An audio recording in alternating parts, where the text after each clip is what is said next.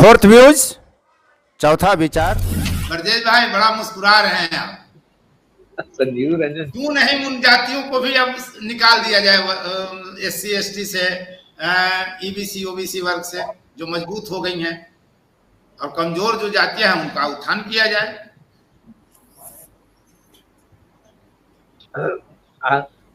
भारत में जो आरक्षण लागू हुआ सामाजिक न्याय की अवधारणा के तहत संविधान के अंतर्गत, उसके बाद ये उसके पूर्व की स्थिति यह थी कि सभी जातियां अपने आप को ऊंचा दिखाना चाहती थी, जिसको समाजशास्त्री MN श्रीनिवासन संस्कृतिकरण कहते थे कि अपने से ऊंची जातियों की तरफ लोग बढ़ना चाहते थे। लेकिन आरक्षण और सामाजिक न्याय की अवधारणा ने इस बाजी को इस तरह से पलट दिया है कि अब OBC EBC में जाना चाहता है और EBC अब शेड्यूल कास्ट में जाना चाहता है। तो इतना गड्ढमगड्ढ हो गया है कि अब कोई होमोजोनस तो रह नहीं गया है, कोई समान ग्रुप रह नहीं गया है। लेकिन देखिए, आरक्षण इतनी विस्तृत और इतनी गहन अवधारणा है कि इसके इतने ज्यादा आयाम है कि इसको इतना सरलीकरण ढंग से व्याख्यात नहीं किया जा सकता है। होता यह है कि जब जातियों का प्रत्येक वर्ग में, मतलब OBC हो या शेड्यूल कास्ट हो, तो जातियों का आपस में संघर्ष है। लेकिन जब अगड़ों से बात होती है तो फिर OBC एकजुट हो जाएंगे, शेड्यूल कास्ट में भी आपस में संघर्ष है, लेकिन जब दूसरे वर्ग से बात होगी तो एकजुट हो जाएंगे।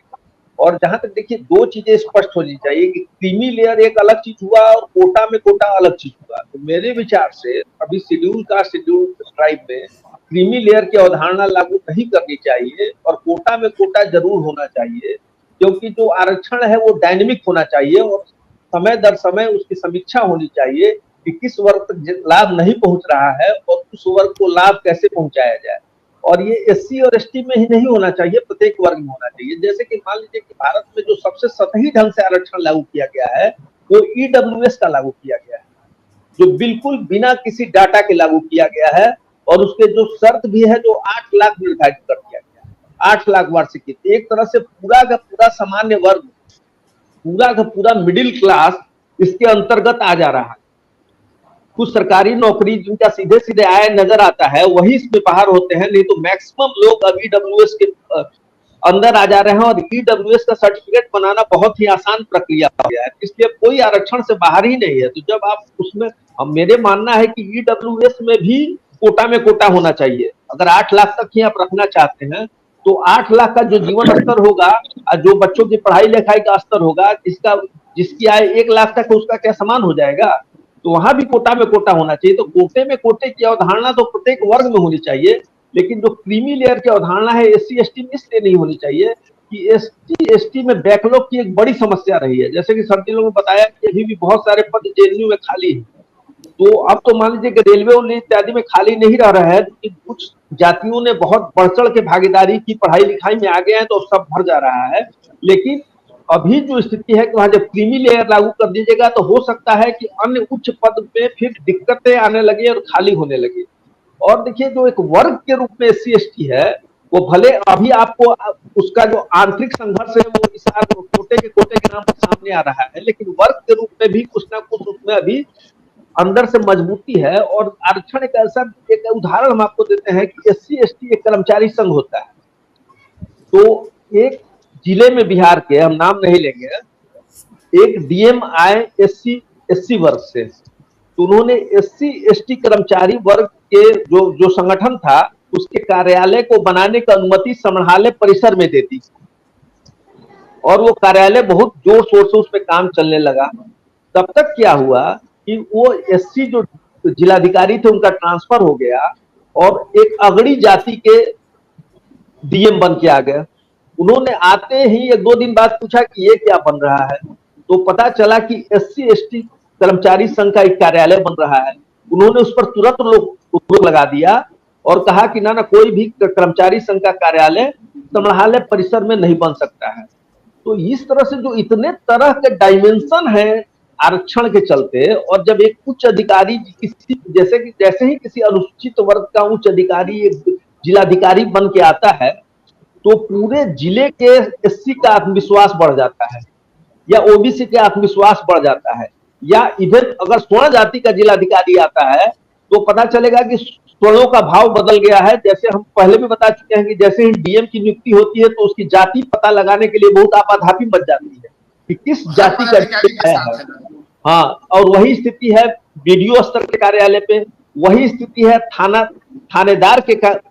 थानेदार बन के आया तो किस जाति हर का है। पदाधिकारी का है, ब्लॉक थाना से लेकर के हाँ हर हाँ पदाधिकारी के हाँ, साथ तो ये सबसे पहले जाति पता हाँ करता तो है। हाँ तो एक्चुअली जो आरक्षण का जो आप व्यक्तिगत स्तर पर ले जा रहे हैं कि आरक्षण एक व्यक्ति को लाभ मिल रहा है, तो एक व्यक्ति को लाभ नहीं मिलता है। अगर किसी बड़े पद पर कोई आरक्षित व्यक्ति आता है तो जब उस किसी जिले में जाता है या किसी पद पे जाता है तो वहां बहुत सारे मल्टी डायमेंशनल लाभ पहुंचाने की उसकी क्षमता होती है जो अपने वो जाति और वर्ग के लोगों को पहुंचाता है। लेकिन ब्रजेश भाई, जो जो जैसे दबंग जातियों के पदाधिकारी आते हैं, एससी एसटी वर्ग के जो दबंग जातियां हैं या ईबीसी ओबीसी की जो दबंग जातियां हैं, उसके जो अधिकारी आते हैं या नेता होता है, वो अपनी जाति को ही सबसे पहले लाभ पहुंचाता है। नहीं, बिल्कुल बिल्कुल, हम तो कह ही रहे हैं। आखिर आरक्षण वर्ग यही लाभ नहीं है। पहुंचता है, वर्ग भावनात्मक रूप से लगता है कि मेरे समाज का आदमी है, मेरे वर्ग का आदमी है। ये तो अगड़ों में भी है ना, ये तो अगड़ों में भी है कि पहले अपनी जाति को लाभ पहुंचाएगा, फिर अन्य जातियों में थोड़े अगड़ों को प्रीफर करेगा। देखिए, यही नहीं, सिर्फ अगर कोई अल्पसंख्यक समुदाय का अधिकारी आता है कहीं तो उसके आसपास देखिएगा कि अल्पसंख्यक समुदाय के लोगों का जुटना शुरू हो जाता है और जो वहां से लाभ प्राप्त हो सकता है वो अल्पसंख्यक समुदाय के लोगों में। जैसे बहुत सारे विभाग होते हैं, जैसे कि मान लीजिए कि परिवहन कार्यालय होता है, ठीक है, परिवहन कार्यालय में बिहार में एक दलाली की पुरानी परंपरा है। तो जिस जाति का अधिकारी आएगा उस जाति के दलालों को देखिएगा कि वहां जुटान हो जाएगा और उनको ज्यादा लाभ होगा। इसलिए तो बिल्कुल वही जातियां मुखर थी और उन्हीं जातियों की संख्या ज्यादा थी। मतलब सासाराम में जो पासवान और रविदास समाज से ही ज्यादा लोग थे और जिनको लग रहा है कि न्यायिक व्यवस्था अगर जो सुप्रीम कोर्ट ने कही अगर वो लागू होता है तो हमारा हक छीना जाएगा, इसलिए वो रोड पर उतरे। लेकिन जिनका हक ही कभी नहीं मिला वो अपने हक के लिए नहीं तैयार हो रहे हैं। दूसरी बात, हम राजेंद्र सर काफी देर एक मिनट, जो सुप्रीम कोर्ट ने व्यवस्था की और एससी के संबंध में कहा तो सुप्रीम कोर्ट अपने दृष्टिकोण को और व्यापक करते हुए इसी बात को ईडब्ल्यूएस पर भी क्यों नहीं लागू कर रहा है? ईडब्ल्यूएस को लेकर सुप्रीम कोर्ट इतना लापरवाह क्यों है? सवाल तो ये है। इस मुद्दे को अगर सुप्रीम कोर्ट ने नहीं छुआ तो क्या एससी एसटी पर जो फैसला दिया वो गलत हो जाएगा, उसको गलत माना जाएगा? उस मुद्दे पर भी हम जाएंगे बाद में। पंकज भाई आते हैं। हम गलत नहीं कर रहे हैं। एक मिनट, हम उसको गलत नहीं कर रहे हैं। नहीं, हम कह रहे हैं और व्यापक होना चाहिए। आरक्षण की जो अवधारणा है और व्यापक होनी चाहिए और प्रत्येक वर्ग में यह बात ध्यान रखनी चाहिए। फोर्थ व्यूज, चौथा विचार, बाकी